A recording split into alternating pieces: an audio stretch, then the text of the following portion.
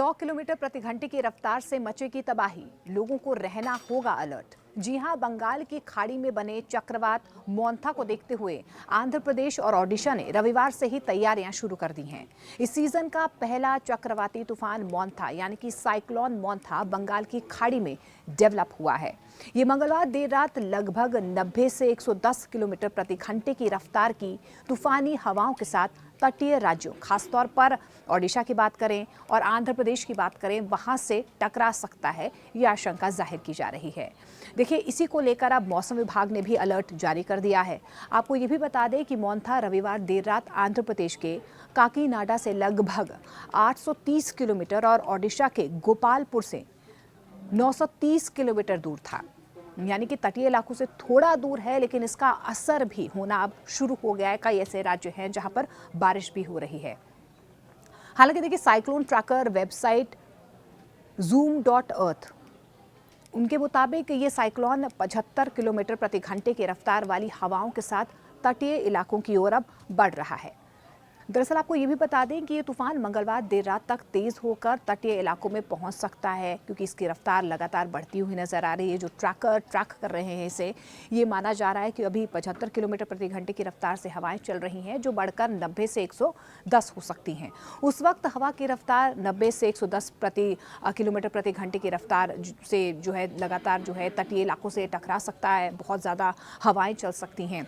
अब रविवार रात तक तूफान मोंथा यानी कि साइक्लोन मोंथा आंध्र प्रदेश के काकीनाडा से लगभग 830 किलोमीटर और गोपालपुर से करीब 930 किलोमीटर दूर था।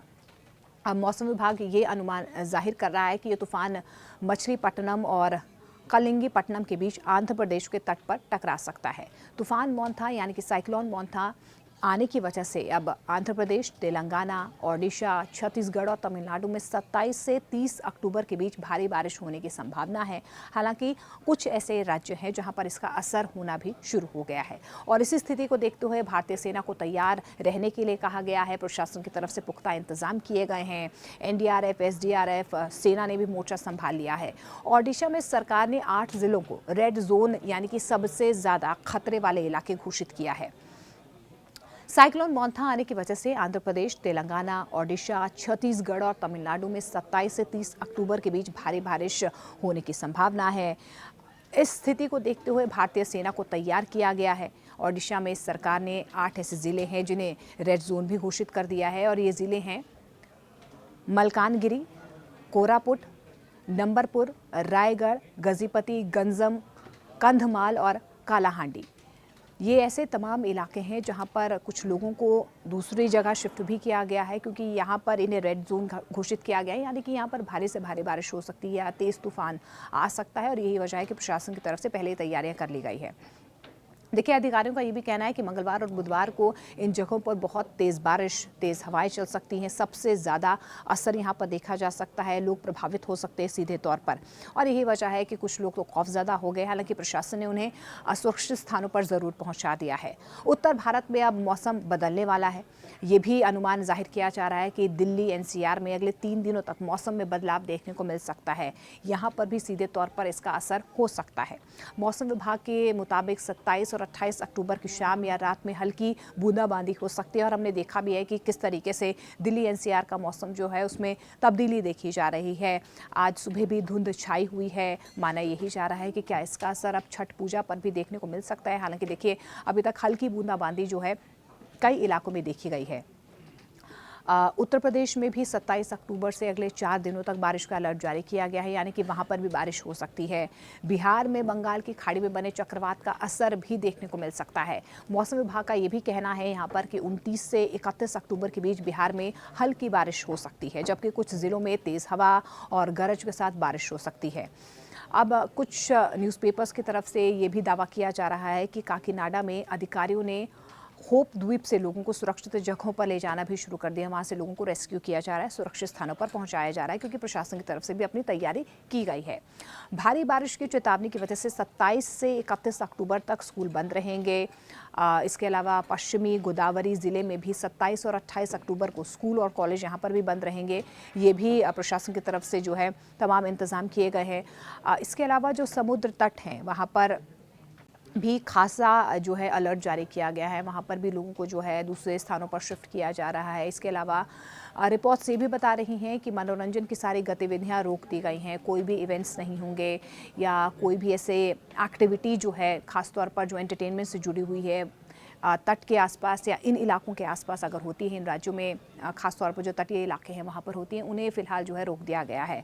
इसके अलावा ये भी बताया जा रहा है कि एलुरु में भी स्कूलों को बंद रखने के आदेश जारी किए गए हैं। इसके अलावा मोबाइल टावर्स को चलाते रहने के लिए जनरेटर लगाने के भी दिशा निर्देश दिए गए हैं और पुरानी कमज़ोर इमारतें और निचले इलाकों में रहने वाले लोगों को सुरक्षित स्थानों पर भेजा जा रहा है, क्योंकि इलेक्ट्रिसिटी की सबसे ज़्यादा दिक्कत रहती है। तो यहाँ पर देखिए जनरेटर्स का भी इंतज़ाम किया जा रहा है। अब ओडिशा सरकार ने और क्या किया है? ओडिशा सरकार ने रविवार को संवेदनशील इलाकों से लोगों को अब निकालना भी शुरू कर दिया है। ये भी रिपोर्ट्स बता रही हैं। ऐसे 8 ज़िले हैं जहां पर आपदा प्रतिक्रिया दलों की 128 टीमें तैनात कर दी गई हैं। आईएमडी ने बंगाल की खाड़ी में एक गहरे दबाव के क्षेत्र के मजबूत होने के साथ अगली सुबह तक चक्रवाती तूफान के बनने का अनुमान यहाँ पर जाहिर किया है। हालांकि चक्रवात ओडिशा के मलकानगिरी से लगभग 200 किलोमीटर दूर आंध्र प्रदेश के काकीनाडा के पास दस्तक देगा, लेकिन जो आपदा प्रबंधन के जो अधिकारी हैं, जो मंत्री हैं सुरेश पुजारी, उन्होंने कहा है कि इस आने वाली आपदा से पूर्वी राज्यों के 15 ज़िलों में अलर्ट जारी किया गया है। मोंथा चक्रवात की चेतावनी के बाद अधिकारियों ने एलुरु, कृष्ण और पश्चिमी गोदावरी ज़िलों में समुद्र तटों को बंद कर दिया है। नौका विहार गतिविधियों को भी स्थगित कर दिया गया है। पुलिस ने रविवार को चौकियां तैनात कर दी हैं। लोगों को समुद्र तटों पर जाने से रोक दिया गया है। एलुरु के जिला कलेक्टर के मुताबिक उनकी तरफ से ये भी कहा जा रहा है कि तमाम प्रशासनिक अमला जो है इस वक्त अलर्ट मोड पर है। स्थिति की समीक्षा की जा रही है। नोडल अधिकारियों को भी ड्यूटी पर तैनात किया गया है। पुराने और क्षतिग्रस्त घरों में रहने वाले निवासियों को बाहर निकालने के दिशा निर्देश दिए गए हैं। देखिए, साइक्लोन मोंथा जितने रफ्तार से तटीय इलाकों में बढ़ रहा है, लोगों का छठ महापर्व पर बारिश होने का डर भी कहीं ना कहीं अब सताने लगा है उन्हें। देखिए, मौसम विभाग ने अभी तक वैसे बिहार और उत्तर प्रदेश में बारिश का पूर्वानुमान जारी नहीं किया है। इन 2 राज्यों में छठ पूजा मुख्य रूप से मनाई जाती है। हालांकि अन्य राज्यों में बिहारी और पूर्वांचली समुदाय छठ पूजा काफ़ी हर्षोल्लास के साथ मनाते हैं। चक्रवाती तूफान यानी कि साइक्लोन मोंथा अगले 24 घंटे में तटीय इलाकों से टकरा सकता है। तटीय इलाकों में मूसलाधार बारिश का अलर्ट है। इन इलाकों में बारिश की वजह से आज की जो संध्या अर्घ है या फिर अगले दिन की सुबह के जो अर्घ दिया जाता है वो थोड़ा सा प्रभावित हो सकता है। ये कहीं ना कहीं मौसम विभाग की तरफ से अलर्ट जारी किया गया है, अनुमान उनकी तरफ से जाहिर किया जा रहा है। मौसम विभाग के अनुसार ये भीषण चक्रवाती तूफान 28 अक्टूबर को तटीय इलाकों से टकराने से पहले और तीव्र हो सकता है। यानी कि अगर कल ये तटीय इलाकों से टकराता है, क्योंकि आज ही इसकी संभावना जो है वो बननी शुरू हो गई है। 75 किलोमीटर प्रति रफ्तार से जो हवाएं चल रही हैं, लेकिन कल इसका ज़्यादा असर देखने को मिल सकता है। खासतौर पर आंध्र प्रदेश के जो तट हैं वहां पर 90 से 110 किलोमीटर प्रति घंटे की रफ्तार से हवाएं चल सकती हैं। चक्रवात के नज़दीक आते आते ही मौसम विभाग ने अगले कुछ दिनों के लिए ओडिशा, तमिलनाडु, आंध्र प्रदेश और पुडुचेरी जैसे जो तमाम राज्य हैं जहां पर भारी बारिश की चेतावनी जारी की गई है, वहां पर इसका असर थोड़ा दिखना भी शुरू हो गया। ये कई ऐसे इलाके हैं जहाँ पर बारिश हो रही है, लेकिन अगर कल तटीय इलाकों से टकराता है तो उसके लिए प्रशासन की तरफ से पुख्ता इंतजाम किए गए।